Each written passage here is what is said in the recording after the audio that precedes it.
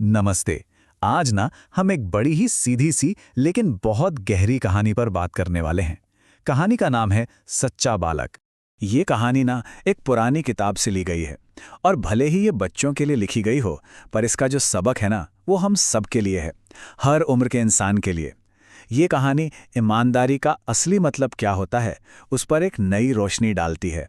तो चलिए इसी एक सवाल के साथ कहानी में उतरते हैं। क्या क्या सच के एक वाक्य में इतनी ताकत हो सकती है कि वो चोरों के पूरे गिरोह को रोक दे? देखते हैं। तो कहानी की शुरुआत होती है एक लंबे सफर से, और इसी सफर में किरदारों को एक ऐसे इम्तिहान से गुजरना पड़ता है जिसके बारे में उन्होंने सोचा भी नहीं होगा।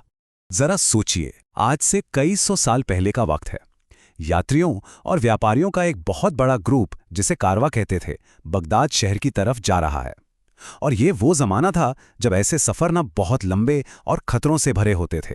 और इसी सारी भागदौड़, इसी हलचल के बीच में एक 9 साल का बच्चा खड़ा है। चारों तरफ तो अफरा तफरी मची हुई है, लेकिन वो लड़का एकदम शांत है। और यही है हमारी कहानी का हीरो। और फिर अचानक वही होता है जिसका सबको डर था। डाकुओं का एक गिरोह उस कारवां पर हमला कर देता है।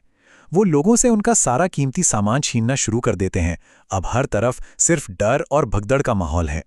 अब कहानी एक ऐसे मोड़ पर आती है जहां उस लड़के का सामना सीधे सीधे डाकुओं से होता है। और यहां जो कुछ भी होता है ना, वो सच में हैरान कर देने वाला है। तो होता यह है कि एक डाकू की नज़र उस शांत से लड़के पर पड़ती है।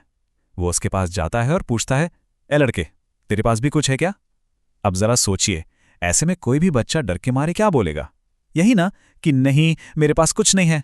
लेकिन ये लड़का, ये बिल्कुल अलग था। वो बिना किसी डर के पूरी ईमानदारी से जवाब देता है, हाँ, मेरे पास 40 अशरफियां हैं।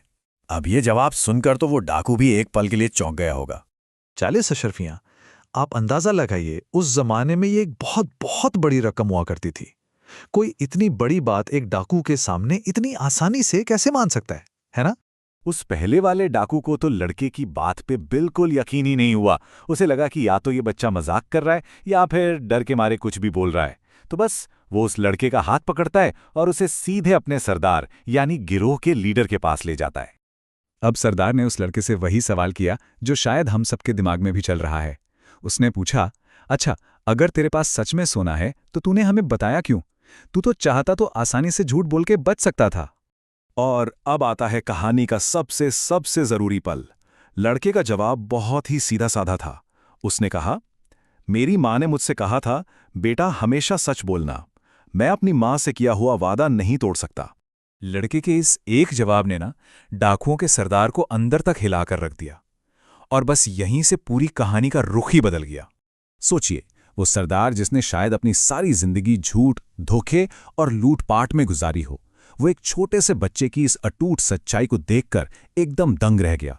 उसे अपने और उस बच्चे के बीच का जो फर्क था ना, वो बिल्कुल साफ साफ दिखने लगा।